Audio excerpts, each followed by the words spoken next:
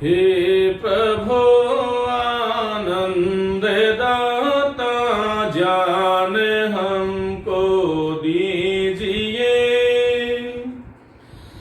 शीघ्र सारे दुर्गुणों को दूर हमसे कीजिए। लीजिए हमको शरण में, हम सदाचारी बने, ब्रह्मचारी धर्म रक्षक वीर व्रतधारी बने। संसार सागर है अगर तो मात पिता नाव है,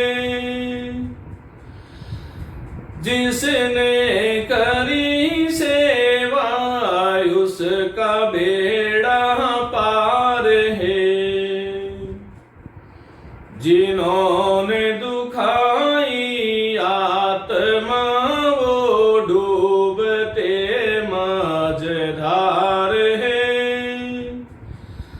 मात पिता परमात्मा मिलते न बारंबार है।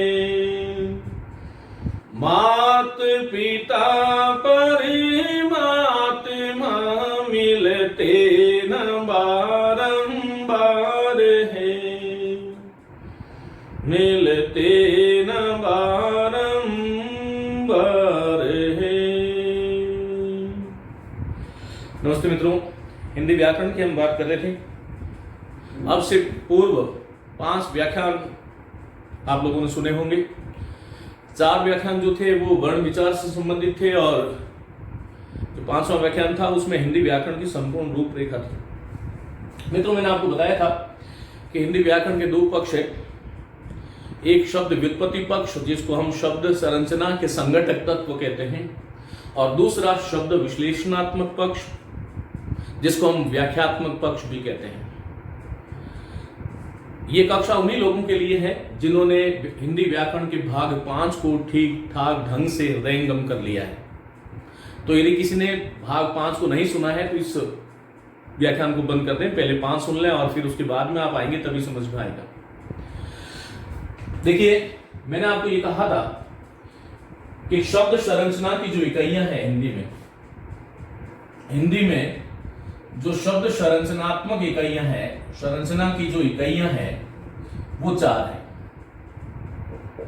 और वो 4 कौन कौन सी हैं? तब मैंने आपको बताया था कि उपसर्ग है, प्रत्यय है, समास है और संधि है। इस तरह से मैंने आपको बताया था। और फिर उपसर्ग, प्रत्यय, समास और संधि से हम किसी भी शब्द की क्या बताते हैं, तो आप सबको मैंने ये बताया था कि किसी भी शब्द की यदि व्युत्पत्ति बतानी हो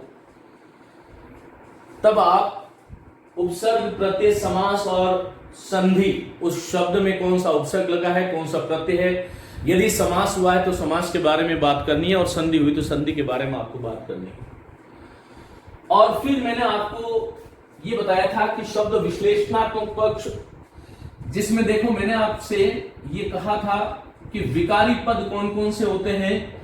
तब याद कीजिए उस कक्षा को। संज्ञा पद विकारी हैं, सर्वनाम, विशेषण, विशेषण और क्रिया, ये 4 पद हैं जो विकारी हैं। माने इनमें विकारी किसे कहते हैं, तब हमें ध्यान रखना है कि ऐसे शब्द जिनमें लिंग, वचन, कारक, काल, वाच्य और पुरुष के अनुसार रूपांतरण होता है, परिवर्तन होता है, विकार हो जाता है, बदलाव हो जाता है, उसे हम हिंदी की व्याकरण में विकारी कहते हैं।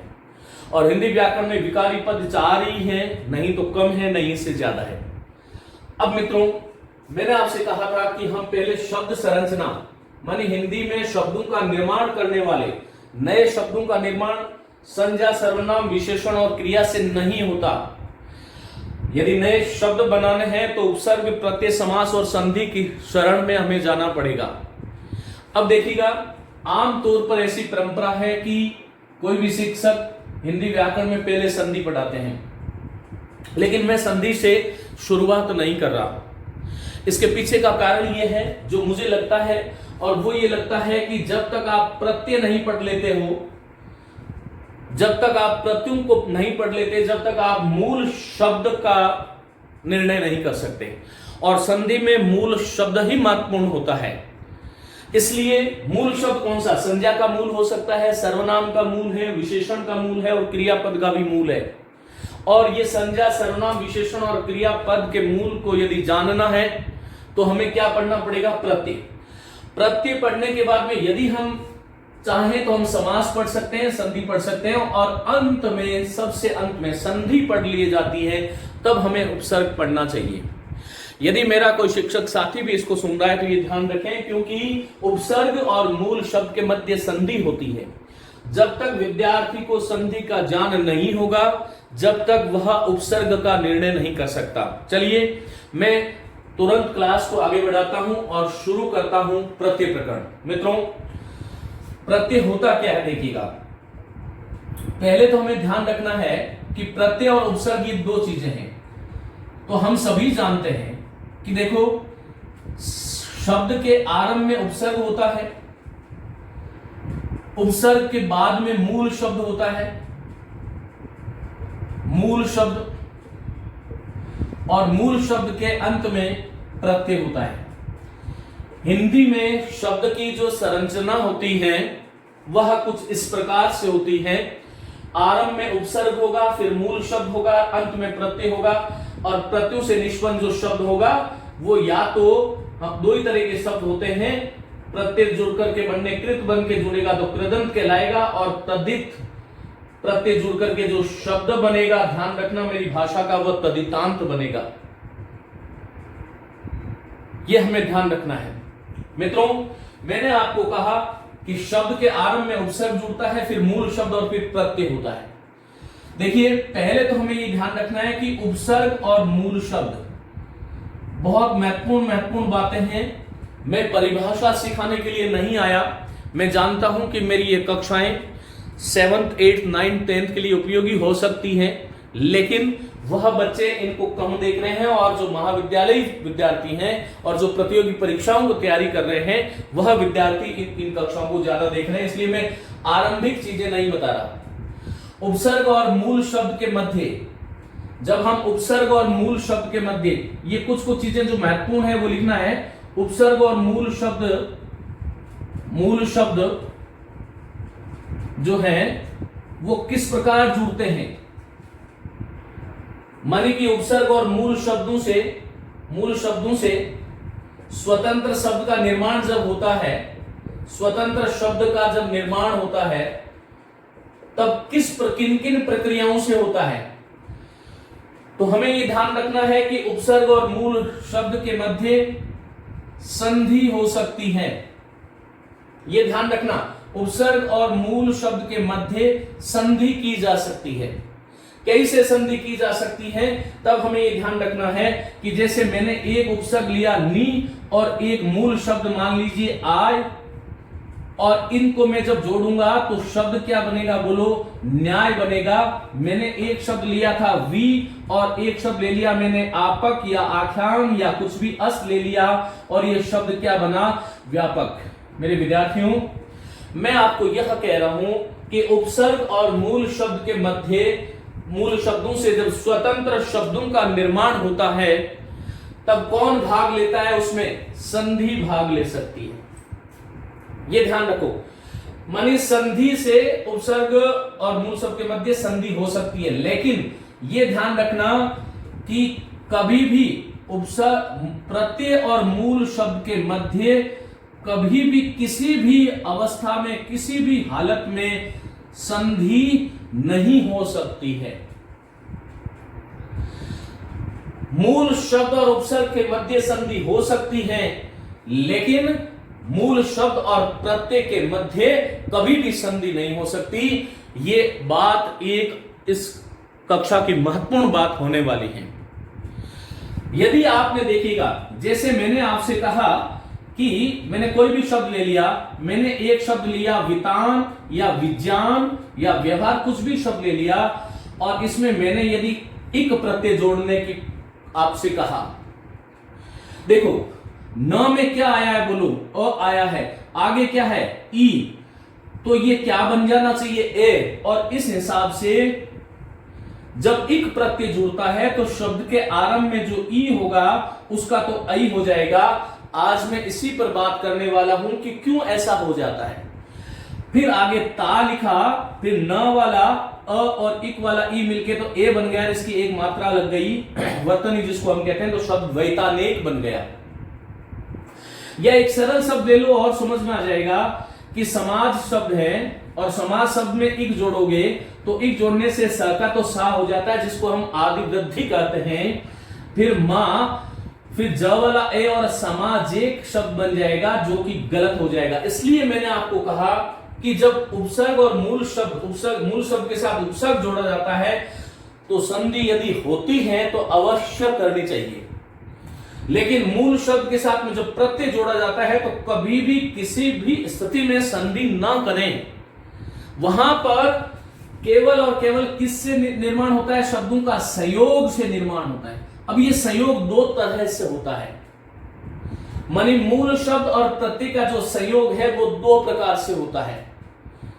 मित्रों, ऐसा प्रत्यय जिसके आरंभ में कोई स्वर आ रहा है, जैसे अ प्रत्यय है, अक है, ई है, इक है, ए है, आलू है, अक्कड़ है, ओती है, अन है, तो उनमें हम क्या करते हैं कि इस स्वर को, मूल शब्द के अंतिम वर्ण को, जो अंतिम वर्ण है मानी अंतिम स्वर है, उसको हटा देते हैं और फिर प्रत्यय का जो पहला स्वर है उसकी मात्रा उसमें मिला देते हैं, मानी संयोग कर देते हैं।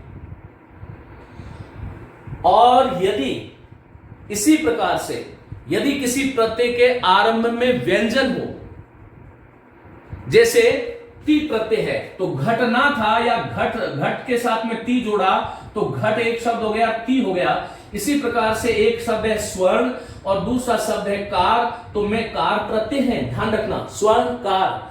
तो ये स्वर्ण और कार जो शब्द निर्माण हुआ है वो मूल शब्द और प्रत्यय के मध्य संयोग से निर्मित हुआ है। और संयोग उसे कहा जाता है हमारी भाषा में जब दोनों स्वतंत्र शब्दों का स्वतंत्र अस्तित्व है, उसको मिलने से किसी प्रकार का कोई विकार नहीं होता। मैंने आपसे कहा थाना शब्द था और थाना के साथ में मैंने दार जोड़ा तो थाना का तो थाने बन गया, वो अलग बात है, लेकिन दार प्रत्यय में कोई परिवर्तन नहीं हुआ, थानेदार बन गया, दुकानदार बन गया, राजदार बन गया। तबला शब्द था, ची जोड़ा तबलाची बन गया, तबलची जिसको बोलते हैं। तो मूल शब्द और प्रत्यय के मध्य संयोग होकर के नए स्वतंत्र शब्दों का निर्माण करते हैं, लेकिन उपसर्ग और मूल शब्दों के मध्य संधि होती है यदि निमित है तो। यदि संधि का उपसर्ग और मूल शब्द के मध्य भी संयोग हो सकता है, ये ध्यान रखना, उपसर्ग और मूल शब्द के मध्य भी संयोग से नए शब्दों का, स्वतंत्र शब्दों का निर्माण हो सकता है। लेकिन यहां पर हमें ध्यान देखो, जैसे मैंने एक शब्द दिया उप और एक शब्द था वन। अब इसमें आपसे पूछे कि कौन सा उपसर्ग है, कि उप उपसर्ग है, वन मूल शब्द, तो इसमें किसी प्रकार का कोई जो है परिवर्तन नहीं हुआ, संधि हुई नहीं, तो क्या हुआ? संयोग हुआ। मित्रों, यह भी ध्यान रखना कि उपसर्ग और मूल शब्द के मध्य संधि हो सकती है, संयोग हो सकता है। प्रत्यय और मूल शब्द के मध्य संधि कभी नहीं हो सकती, संयोग हो सकता है।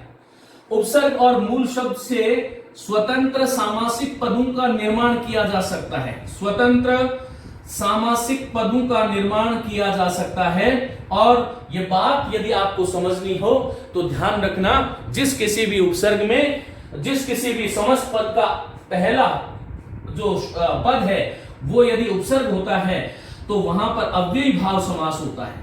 मैंने आपको अभी पढ़ाया लिए थे, समास से पढ़ूंगा, यथाशक्ति है, यावत जीवन है, तावत जीवन है, यथाक्रम है, अनुदिन है, अनुक्रम है, अनुष्ठा है, जो निडर है, निगोड़ा है, भर पेट है, भर सक है, तो उपसर्ग और मूल शब्द से संधि की जा सकती है, संयोग किया जा सकता है, स्वतंत्र सामासिक पदों का निर्माण भी हो जाता है, जैसे अव्ययीभाव समास बन सकता है। और इसी प्रकार उपसर्ग और मूल शब्द से के मध्य अव्ययीभाव समास तो होता ही है, साथ में कर्मधारय समास भी बन सकता है। जैसे मैंने आपसे पूछा सपूत शब्द में कौन सा समास है, तो सपूत शब्द जो है उसमें स उपसर्ग है, पूत मूल शब्द है, समास कौन सा है, कर्मधारय है। मैंने आपसे सपरिवार में पूछा तो सपरिवार शब्द लिया, एक देखिएगा सपरिवार ऐसा शब्द लिया। अब मैं आपसे पूछ रहा हूं कि सपरिवार में कितने उपसर्ग हैं, तो मेरे विद्यार्थियों ध्यान रखना, एक स है, एक परि है और वार मूल शब्द है। विवार, संवार, निहार, निवार, बहुत सारे शब्द बन सकते हैं, इसे वार मूल शब्द है। मैंने आपसे पूछा कि सपरिवार इस शब्द में कौन सा समास है, तो पहले तो मैं समास बता देता हूं कि इसमें समास जो है वो बहुव्रीहि है, जैसे सपुत्र है,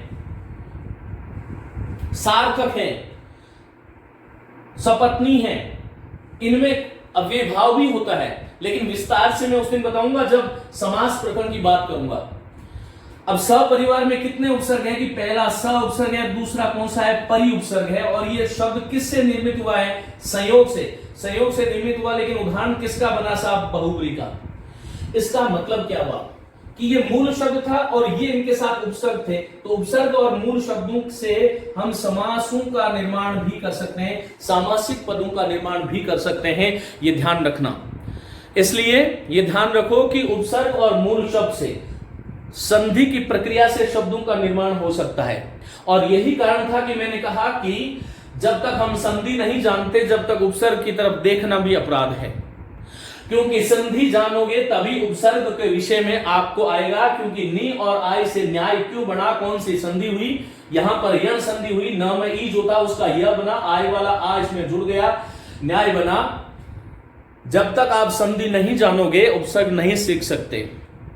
तो उसी प्रकार ये ध्यान रखो कि उपसर्ग और मूल शब्द के मध्य संधि, संयोग और सामासिक पदों का निर्माण हो सकता है। तीन प्रकार से उपसर्ग के साथ में मूल शब्द और उपसर्ग के मध्य तीन प्रकार से क्रियाएं हो सकती हैं। लेकिन मूल शब्द और प्रत्यय के मध्य मैंने कहा कि संधि किसी भी दृष्टि में नहीं होती, क्या होगा, संयोग हो सकता है। और मूल शब्द के साथ में प्रत्यय जोड़ करके हम सामासिक पदों का निर्माण भी कर सकते हैं, सामासिक पद भी बना सकते हैं। एक समास है जो उपपद समास, जिसको हम तत्पुरुष का भेद कहते हैं, जैसे अस्था प्रत्यय है। अब मैंने आपसे कहा कि तटस्थ में कौन सा प्रत्यय है कि कौन सा प्रत्यय, स्था प्रत्यय है, अस्था प्रत्यय है, और मूल शब्द क्या है कि तट। तो मैं कह रहा हूं कि मूल शब्द और प्रत्यय के मध्य संधि कभी नहीं हो सकती, संयोग हो सकता है, ये संयोगी है। लेकिन संयोग होने के बाद में इसको क्या मैं सामासिक पद कह सकता हूं, क्या तो आपका उत्तर होना चाहिए कि हां कह सकता हूं। क्योंकि तटस्थ जो शब्द है, यह तटस्थ शब्द तट पर स्थित, ये जो है उपपद तत्पुरुष का उदाहरण है, गृहस्थ है, तटस्थ है। इसी प्रकार से एक बहुत अच्छा शब्द है वेदज्ञ, वेद को जानने वाला, कौन सा प्रत्यय की ज प्रत्यय है। मित्रों स्वर्णकार, स्वर्ण को करने वाला, स्वर्णकार, अब ये कार प्रत्यय है। मेरा कहने का मतलब यह है कि मूल शब्द और प्रत्यय के मध्य संधि कभी नहीं होती, संयोग से शब्द निर्माण होते हैं और सामासिक पदों का निर्माण भी हम कर सकते हैं।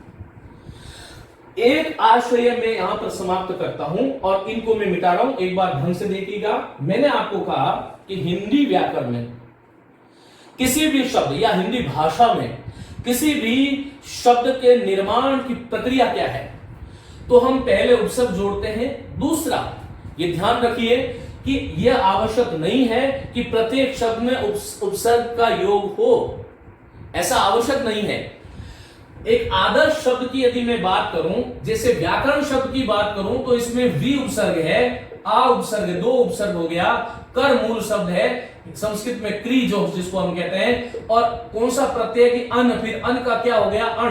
तो मेरा कहने का मतलब यह है कि जितने भी शब्द हैं उन शब्दों में पहले उपसर्ग यदि जुड़ता है तो उपसर्ग, फिर मूल शब्द, फिर प्रत्यय। इससे स्वतंत्र शब्दों का निर्माण होता है, जिसको हम तदंत या तदितांत कहते हैं। आज की कक्षा उपसर्ग और प्रत्यय के मध्य होने वाली संरचना और साथ में प्रत्यय विचार पर आश्रित है। मित्रों, मैं आपको हिंदी व्याकरण का एक ऐसा अध्येता बनाना चाहता हूं जो आगे आने वाली भावी पीढ़ियों को ये जो हमारा ज्ञान है वो संरक्षित करते हुए आगे प्रदत्त करें। और जितना मैं सोच पा रहा हूं इससे आगे आप सोचें, तभी मेरा जो है सौभाग्य हो सकता है। क्योंकि शिष्य यदि गुरु से आगे की चिंतन रखते हैं तभी उस गुरु का गुरुत्व जो है वो सार्थक होता है। वैसे तो मेरे मन में ऐसे नहीं तो मैं शिष्य बनाता हूं, नहीं ऐसी कोई धारणा है कि मैं गुरु हूं, लेकिन इस वक्त मैं आपका गुरु हूं तो इससे आगे यदि आप सोच सकते हैं तभी इस कक्षा की सार्थकता हो सकती है। तो उपसर्ग और मूल शब्द और प्रत्यय। अब मैंने आपको कहा कि उपसर्ग और मूल शब्द के मध्य क्या हो सकता है कि संधि हो सकती है, संयोग हो सकता है, सामासिक पदों का निर्माण हो सकता है। तीन चीजें। मूल शब्द और प्रत्यय के मध्य क्या हो सकता है, संधि नहीं हो सकती, संयोग हो सकता है, सामासिक पदों का निर्माण हो सकता है, जैसे तटस्थ है, वेदज्य, स्वर्णकार है। यहां तक ये बात आपको समझ में आ गई होगी। अब चलिए मैं आगे की बात शुरू करता हूं। यहां से ये वाला जो है मैं मिटा रहा हूं, यहां से वापस एक बार मैं आपको फिर जोड़ देता हूं और यहां से शुरू करता हूं। मित्रों, हिंदी व्याकरण में देखिए, हिंदी व्याकरण में जो प्रत्यय है उसकी परिभाषा, जैसा कि हम सभी जानते हैं कि यदि मैं परिभाषा पूछूं तो प्रत्यय जो है वो ऐसे शब्दांश होते हैं, ऐसे शब्दांश होते हैं जो कि मूल शब्द, और मूल शब्द में हम दो चीजें ले सकते हैं, अभी सिखाऊंगा मैं आपको। एक तो जिसको हमने प्रातिपदिक कहा और एक हमने जिसको धातु का से जुड़कर उस मूल शब्द के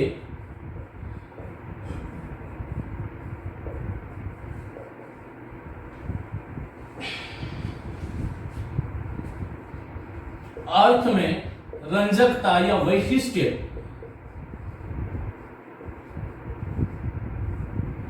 उत्पन्न कर दे अथवा नवीन अर्थ की प्राप्ति करा दे।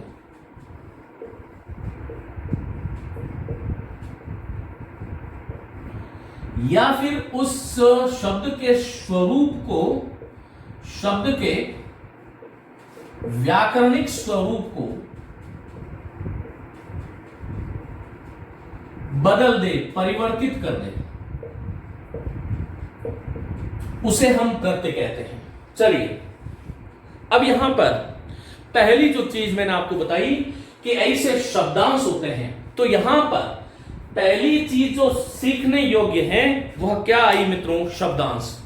अब ये शब्दांश क्या होता है तब हमें ध्यान रखना है कि देखिए शब्द क्या होता है। तब मैंने आपको बताया था कि सार्थकता के स्तर पर भाषा की जो लघुतम इकाई है, मेरी बात को ध्यान से सुनना, सार्थकता के स्तर पर जो भाषा की लघुतम इकाई है वह शब्द है, और उस शब्द का अंश मानी भाषा में शब्दों का प्रयोग किया जा सकता है। मैं आपसे पूछूं कि भाषा में शब्दों का स्वतंत्र प्रयोग किया जा सकता है, हां या ना, तो आप सबका उत्तर होगा कि हां किया जा सकता है।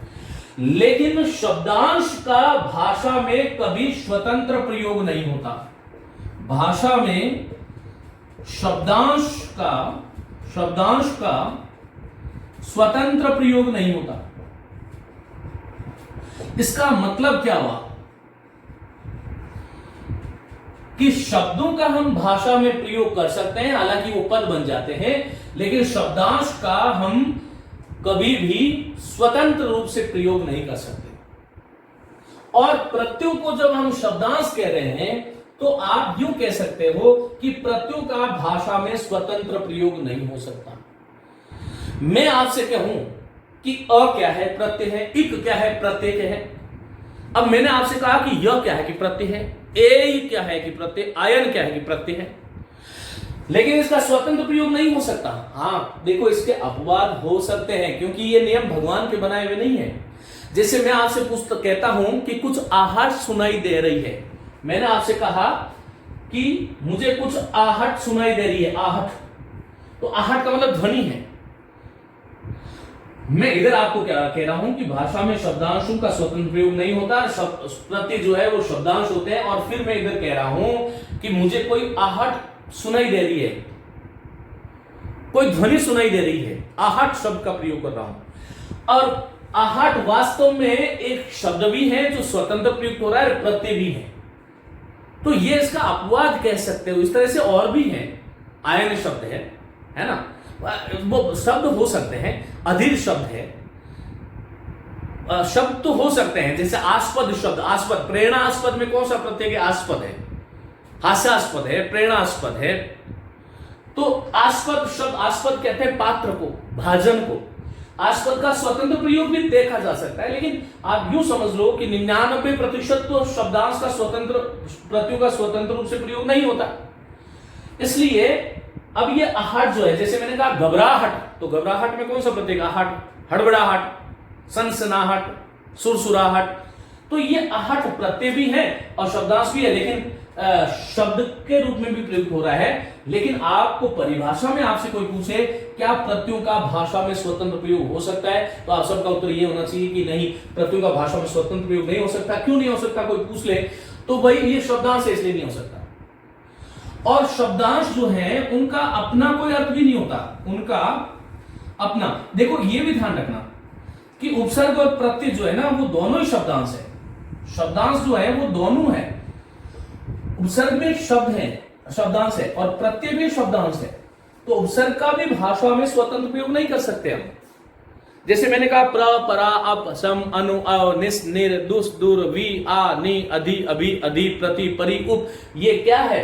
सारे के सारे और भी उपसर्ग हो सकते हैं। ये तो मैंने तत्सम उपसर्ग बोले जो सब जानते हैं। तो उपसर्ग और प्रत्यय जो है वो दोनों शब्दांश है, क्योंकि उपसर्ग का भी भाषा में स्वतंत्र प्रयोग नहीं होता। और ये अपने स्वभाव से जो है वो क्या कहलाते हैं? अविकारी कहलाते हैं। विकारी नहीं है ये, लेकिन जुड़ते विकारी शब्दों में है। आगे बात करेंगे हम। तो उनका अपना कोई अर्थ नहीं होता जब तक वो किसी अर्थ नहीं होता। उपसर्ग और प्रत्यय दोनों का, ये दोनों की परिभाषा हो सकती है कि उपसर्ग का भी भाषा में स्वतंत्र प्रयोग नहीं होता, क्योंकि उपसर्ग भी शब्दांश होते हैं। और उपसर्ग का भी कोई अपना निजी अर्थ नहीं होता, और प्रत्यय का भी अपना कोई निजी अर्थ नहीं होता। तो ये हमें ध्यान रखना है। अब मित्रों, उनका अपना कोई अर्थ नहीं होता। और तीसरा ये मैंने आपको बता दिया कि क्या करता है, वो भाषा में वैशिष्ट्य उत्पन्न कर सकते हैं। उपसर्ग और प्रत्यय दोनों का काम यही है। उपसर्ग और प्रत्यय में जो अंतर था मैंने आपको बता दिया कि उपसर्ग में जो शब्दों का निर्माण होता है वो संधि, संयोग और सामासिक प्रक्रिया से होता है। प्रत्यय में जो शब्दों का निर्माण होता है वो संधि से नहीं होता है। संयोग और सामासिक पद वहां पे जरूर बन सकते हैं। अब ये दोनों की परिभाषाएं हैं। भाषा में शब्दांश होते हैं वो इसलिए स्वतंत्र प्रयोग नहीं, उनका अपना कोई स्वतंत्र अर्थ नहीं होता। और फिर क्या बोला मैंने कि उपसर्ग और प्रत्यय दोनों ही भाषा में वैशिष्ट्य उत्पन्न करते हैं। वैशिष्ट्य का मतलब है विशेषता, रंजकता। जैसे मैंने कहा शेष, और शेष के साथ में यदि मैंने अ उपसर्ग लगा दिया तो क्या बना? बोलो अवशेष। तो ये ध्यान रखो। इसी तरह से शेष शब्द था और शेष शब्द के साथ में मैंने वी उपसर्ग जोड़ दिया, बोलो क्या बना? विशेष। और विशेष के साथ में मैंने जब इक प्रत्यय जोड़ दिया तो वह में जो देखो जो ई था उसका आई बन गया और ये शब्द बन गया वैशेषिक। महर्षि कणाद प्रवर्तित एक भारतीय दर्शन, आस्तिक दर्शन, जिसको महर्षि कणाद ने लिखा, जो हमारा यूं कह सकते हैं कि भारत का सबसे पहला वैज्ञानिक था दुनिया का। महर्षि कणाद जिन्होंने द्रव्य का विचार हमें दिया था, वो वैशेषिक दर्शन के प्रणेता है। मेरा कहने का मतलब देखो कैसे शब्द चला। शेष शब्द था, वी जुड़ा, विशेष बना, इक बना, विशेषिक बना। तो दोनों ही क्या करते हैं? शब्द में वैशिष्ट उत्पन्न करते हैं या नवीन अर्थ बना देते हैं, नवीन अर्थ बना देते हैं। जैसे जान है, विज्ञान है, अब विज्ञान से एक जोड़ दो तो वैज्ञानिक, एक नवीन अर्थ हो गया दोनों का। और शब्द के व्याकरणिक स्वरूप को बदल देता है। यदि मैं आपसे पूछूं कि भैया सुंदर शब्द क्या है? सुंदर, तो आप सबका उत्तर होगा कि साहब सुंदर शब्द व्याकरणिक दृष्टि से मैं बात करूं तो सुंदर शब्द जो है वो विशेषण है। मैं ये कह रहा हूं कि उपसर्ग और प्रत्यय शब्द में वैशिष्ट्य उत्पन्न कर देते हैं, नवीन अर्थ की प्राप्ति करा देते हैं, शब्द के व्याकरणिक स्वरूप को बदल देते हैं। व्याकरणिक स्वरूप को कैसे बदल देते हैं, यह बात हम कर रहे हैं कि जैसे सुंदर शब्द है। अब सुंदर शब्द में मैंने जैसे यह प्रत्यय जोड़ा तो सुंदर शब्द पहले विशेषण था और अब ये शब्द क्या बन गया, सौंदर्य बन गया। देखो क्यों बन गया, ये अभी की बात नहीं है मित्रों, इसलिए मैं अभी नहीं बताऊंगा कि सु का औ क्यों बना। अभी इतना सीख लो, मैं ये आपसे वचन देता हूं आपको कि जो इन कक्षाओं को सीख लेगा वह जीवन में कभी भी किसी भी शब्द को देखते ही उसका तुरंत टुकड़ा कर देगा कि वो इस तरह से होता है। तो सुंदर और यश से क्या बनेगा, सौंदर्य बनेगा।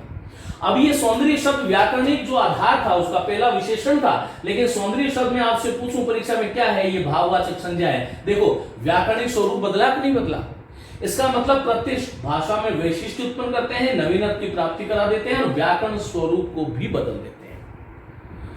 यही बात जो है हम उपसर्ग के विषय में, लेकिन उपसर्ग के विषय में भाववाचक नहीं होता, इसलिए उपसर्ग जब हम स्वतंत्र पढ़ेंगे, मैं आज तो आपको प्रत्यय पर ही बात कर रहा हूं। उपसर्ग तो चूंकि जो सामान्य विशेषताएं जो उपसर्ग और प्रत्यय दोनों की जो स्वतंत्र और साम्य है दोनों में, एक तो साम्यता शब्द गलत है क्योंकि एक ही शब्द में एक अर्थ से दो प्रत्ययों का प्रयोग कभी नहीं करते। सम मूल शब्द था, यह जुड़ा तो साम्य बना, यह भाववाचक बन गया।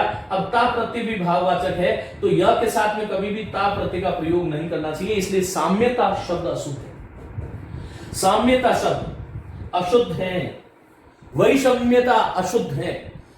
एक और महत्वपूर्ण बात, यदि आपने प्रत्यय को ढंग से ध्यान से पढ़ लिया तो भाषा में होने वाली आप 70 से 80% जो अशुद्धियां हैं, मेरा आपसे ये आग्रह है कि इनको ध्यान से यदि पढ़ोगे तो 70 से 80% जो हम हमारे दैनंदिन जीवन में जो भाषा जो शब्दों का वैकृत रूप लिखते हैं, उनसे उन विकृत रूप से आपको छुटकारा मिल सकता है। इसको आपने यदि ध्यान से और पूरे समाधिस्थ होकर के पढ़ा दो, और टीवी देखते हुए यदि ये व्याख्यान चला रखा है या और कोई काम करते हुए चला रखा है तो फिर आपको कुछ भी समझने आने वाला नहीं है, ये ध्यान रखिएगा। इसलिए पूर्ण मनोयोग से पढ़े।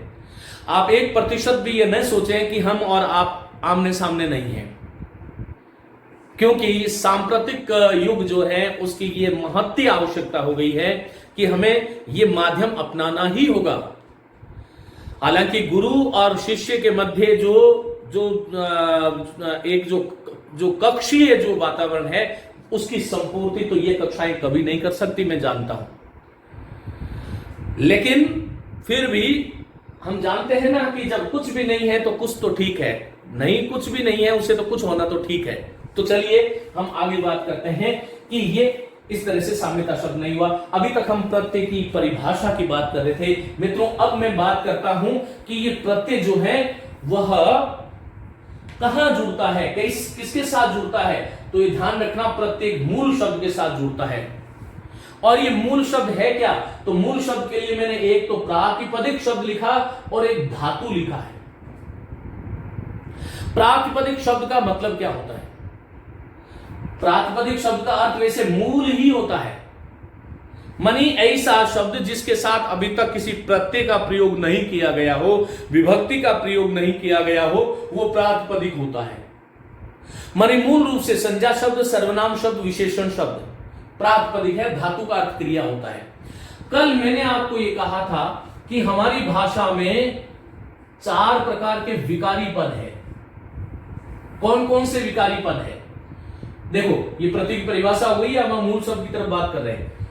तो कौन कौन से विकारी पद है, तब मैंने आपसे ये कहा था कि एक तो संज्ञा पद है विकारी, एक जो है सर्वनाम विकारी है, फिर मैंने आपसे ये कहा था कि विशेषण भी विकारी है, और चौथा मैंने आपसे कहा था कि क्रिया भी विकारी है। उसी को मैंने प्रातिपदिक और धातु के नाम से यहां पर अभिहित किया है।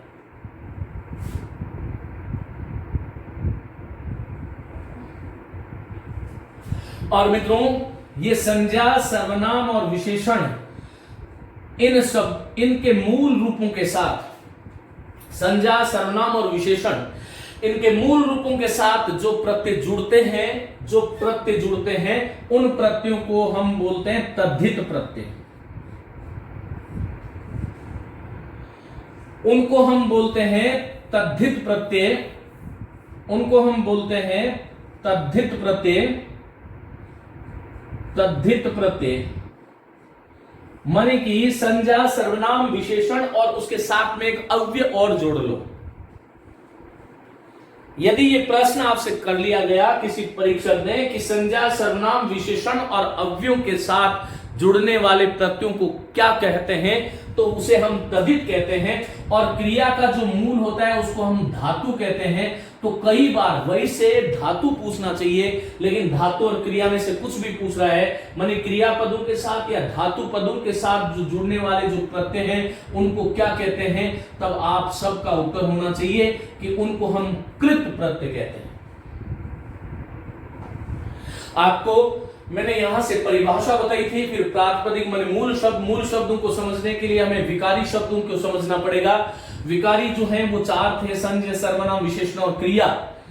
हालांकि प्रत्यय विकारी पदों में जुड़ता है, लेकिन मित्रों अव्ययों में भी जुड़ जाता है। ऐसे 5, 7, 10 शब्द हैं जो अव्ययों के साथ भी प्रत्ययों का प्रयोग किया जा सकता है। इसलिए यदि कोई यह कहे कि प्रत्ययों का प्रयोग केवल विकारी शब्दों के साथ होता है तो वो ठीक नहीं है, लेकिन हाँ हम उसको 90% शुद्ध मान सकते हैं, क्योंकि अव्यय शब्दों के साथ भी प्रत्ययों का प्रयोग होता है, उसे हम तद्धित प्रत्यय कहते हैं। मैं बीच में आपको एक बात बता देता हूं, जैसे आगे बता देंगे, जैसे परस्पर शब्द है, एक जोड़ दोगे पारस्परिक। अब ये परस्पर जो शब्द है ये अव्यय था, भीतर शब्द से भीतरी, बाहर से बाहरी। तो कहने का मेरा मतलब है कि ऐसे प्रत्यय जो संज्ञा में, सर्वनाम में और विशेषण में जो जुड़ते हैं उसको हम क्या बोलते हैं, तद्धित बोलते हैं। और जो क्रिया या धातु में जो जुड़ते हैं उसको हम क्या बोलते हैं कि कृत बोलते हैं। संज्ञा पद में कैसे हम प्रत्यय जोड़ते हैं, देखिए जैसे मैंने आपसे कहा कि वसुदेव क्या है, तो वसुदेव जो है एक संज्ञा पद है। कैसा संज्ञा पद है कि व्यक्तिवाचक संज्ञा है। अब मित्रों वसुदेव के साथ में जब मैं अप्रत्यय जोड़ लेता हूं, अपत्यवाचक माने संतानवाचक, तब हमारा जो शब्द बनता है वो है वासुदेव।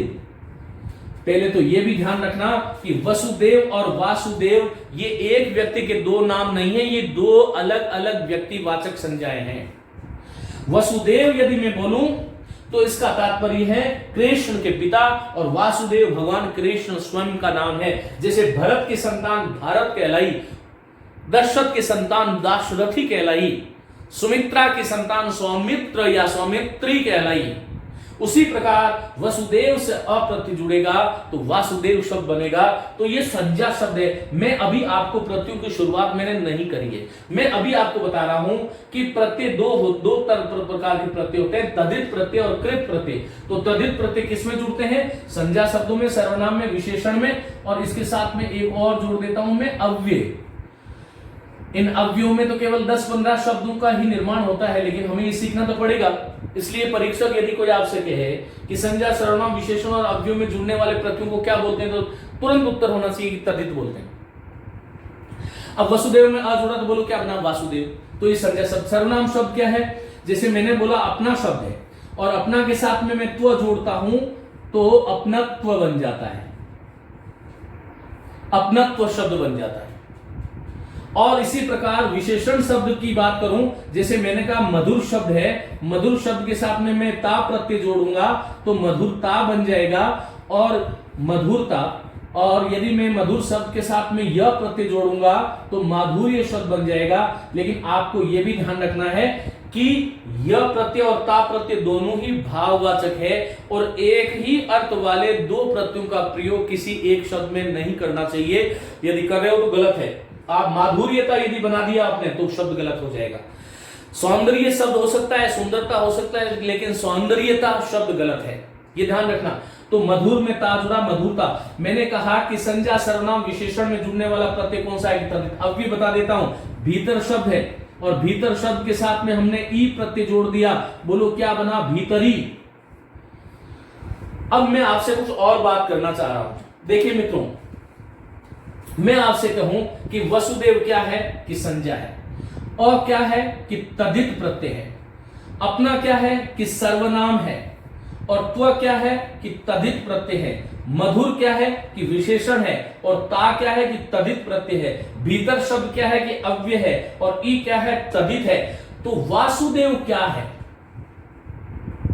मैंने आपसे इस शब्द का स्वरूप पूछ लिया कि व्याकरण की दृष्टि से मुझे वासु प्रत्ययों की दृष्टि से वासुदेव शब्द को क्या कहेंगे, तो मैंने आपसे कहा कि वसुदेव तो संज्ञा है, अतद्धित है, वसुदेव संज्ञा है, अतद्धित है, तो वासुदेव तद्धित प्रत्यय जुड़ करके बना है, इसलिए तद्धित प्रत्ययों से अंत होने वाले जो शब्द हैं उनको क्या बोलेंगे हम, तद्धितांत। और कुछ हमारे बंधु कहते हैं कि तद्धितांत प्रत्यय होता है।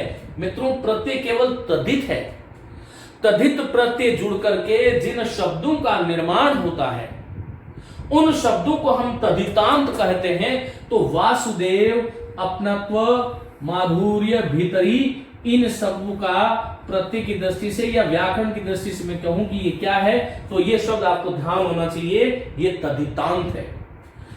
अत्व, ता, ई इत्यादि इत्यादि तद्धित प्रत्यय है और ये संज्ञा, सर्वनाम, विशेषण और अव्यय है, इसलिए ये तद्धित प्रत्यय है और तद्धित प्रत्यय से जुड़कर के जो शब्द बनते हैं उसको हमें तद्धितांत कहना चाहिए।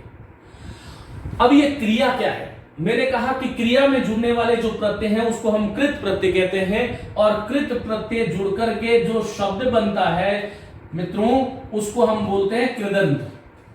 कृत प्रत्यय जुड़कर के जो शब्द बनेगा कृदंत बनेगा। जैसे हमने पढ़ना एक क्रिया थी, ना को हटा दिया, पीछे पढ़ रहा, ढ को भी हमें हलत करना पड़ेगा और फिर मैंने उसमें आई प्रत्यय जोड़ दिया, आई प्रत्यय जोड़ दिया तो शब्द क्या बना, बोलो, पढ़ाई बना।